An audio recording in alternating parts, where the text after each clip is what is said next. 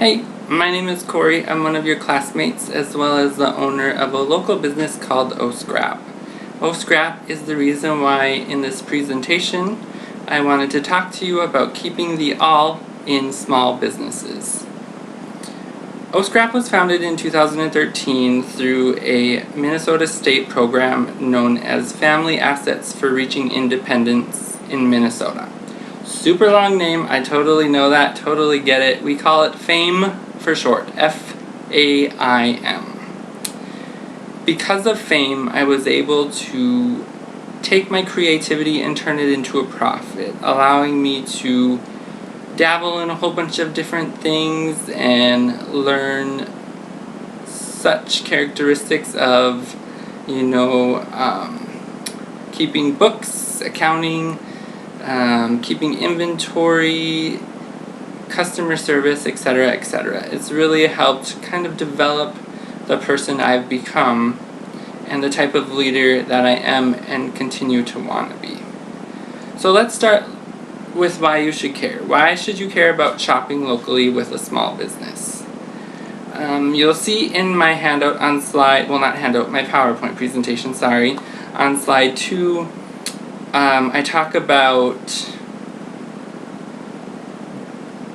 becoming aware and caring about shopping locally because you belong to a community. You probably like to shop, or at least your significant other probably likes to shop, and if you guys have a checking account together, that kind of affects you even if you don't like to shop. So that's how you should care if you're not really a shopper. How about wasting money?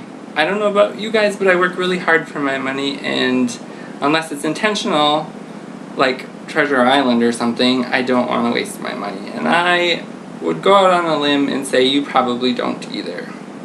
How about customer service? Have you ever had a really bad experience with customer service where you've just not even wanted to continue with the issue because it would be more efficient use of your time if you just dropped it? How about innovation? We talk about innovation a lot where I work. I'm a full-time nurse as well. And we talk about it all the time, and it's come up in this class, in classes previous. It's kind of the way of the future, or at least it needs to be if we want to have a future. And then it just comes down to people. Do you care about people? People that are either community members, so strangers, but you're still tied together through being in the same community? Or people as in your family? I care about a lot of people, not just myself, and so I think it'd be safe to say you probably care about people as well. Well, these are all characteristics that a small business can give you if you shop locally. You'll hear me in this presentation talking about small businesses versus big box stores. I don't know if you've heard the term of a big box store, but that would be your departmental store, a supermarket. Something like Walmart or Kmart or Target, something like that is a big box store. So don't be out of the loop when I talk about big box stores. Now a little bit more about O-Scrap before I get into it, just because I want you to really get a feel for what a small business means to their owner. O-Scrap, as I've already told you, has helped shape me into the person I am today. Recently, it's crazy to describe how much it's blossomed, and I have orders up the wazoozle. Pardon my makeup words, I do that a lot of times. And I can't keep up, and I'm not complaining about that, but at the same time, it's at a point that I never thought O-Scrap would be. The biggest thing I guess I could show you right now, which this is my office by the way, kind of the second room in my apartment, are my ponchos. There'll be some examples of them in my PowerPoint, but just to show you quick, that's these guys. As a pediatric nurse, I just decided I needed something that is high quality, so cute and trendy, which is this poncho, but also serves as a function, which you don't get in a lot of places. Now, this is not an advertisement like, hey, come buy a poncho from me, but I have put a lot of thought and work and time and effort into these ponchos.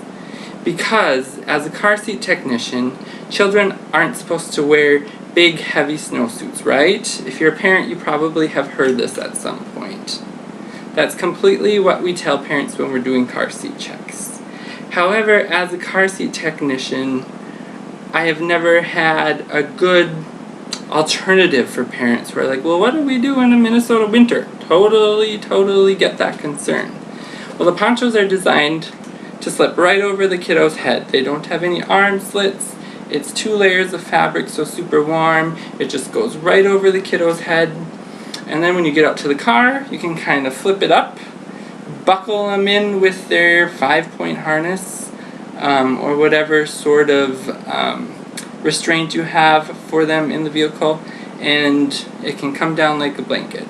Totally great option. Something that I personally have never seen in the city that I live, which is Rochester. So while it might seem like small business owners who do a lot of like trade shows and stuff like that are doing this on the side, which is totally true, it doesn't mean that they haven't put time or effort or innovation into the products they're making. So keep that in mind, okay?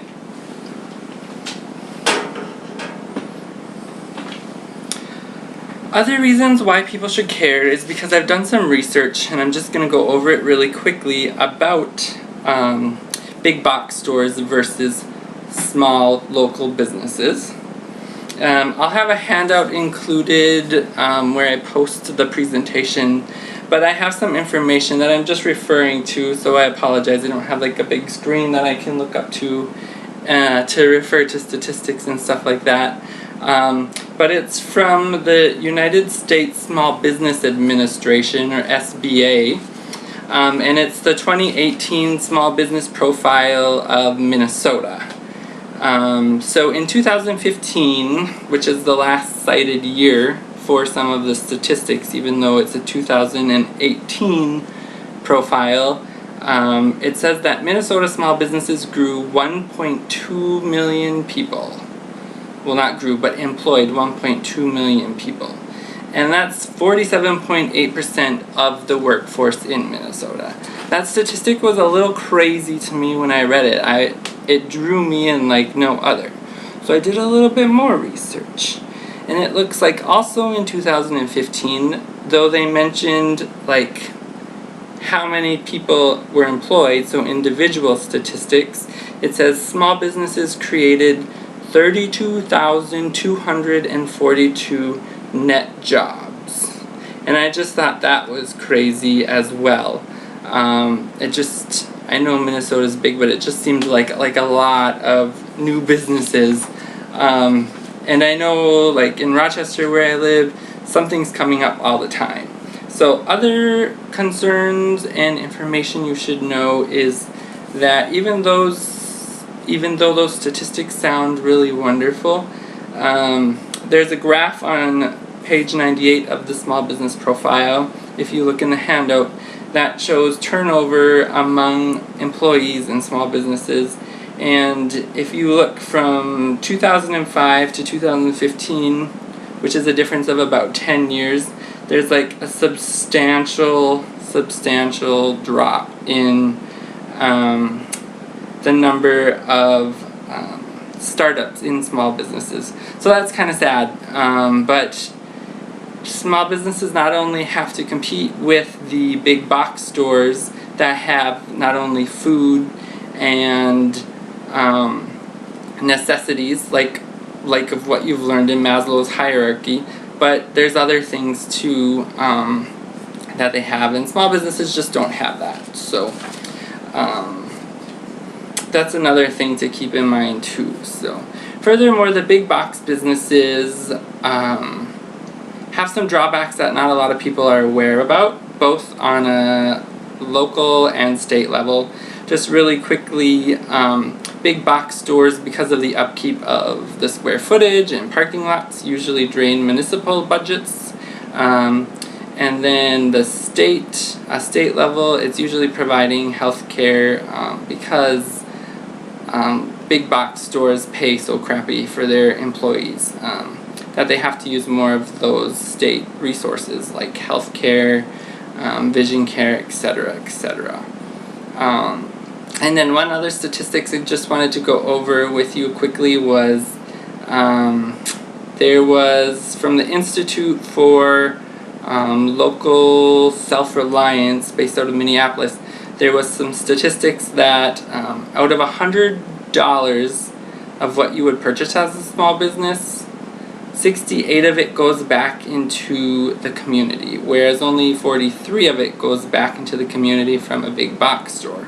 And I can completely speak to this because, for instance, with that poncho that I showed you, I buy the fleece for it from Joann's or Hobby Lobby. So even though they might source it from over the river and through the woods, I'm putting the money that I get for the ponchos, so the raw materials, back into our local community. Furthermore, I am putting it into the community because I like to donate different products to silent auctions that benefit community members. Fairs, when I'm at a vendor fair, I usually try to donate some of the proceeds to whoever's hosting it, so whether it be a church or school or whatnot, as long as they don't charge a lot for the fee, the vendor booth fee, I try to do that as well and put that back into the community. So those are just some things to keep in mind when you're considering making a purchase. And I'm going to wrap it up here pretty quickly. But I guess my call to action would be, since it's the holiday season, try to keep an open mind when shopping around. I know it's super easy to turn on the computer, go onto Amazon, and boom, you got your shopping list done. However, keep an open mind to maybe look around a little bit before you make that purchase, just to see if some small business, whether it be a business listed on Facebook locally, or whether they have like a brick and mortar store, maybe they have what you're looking for. And if not, part of the keeping an open mind is to then maybe change from exactly what you need to something that would work or would be just as good that you haven't thought of. These are all ways that you and I can work together to keep our communities thriving and our small businesses thriving, and essentially keeping the all in small business. Thank you for your time.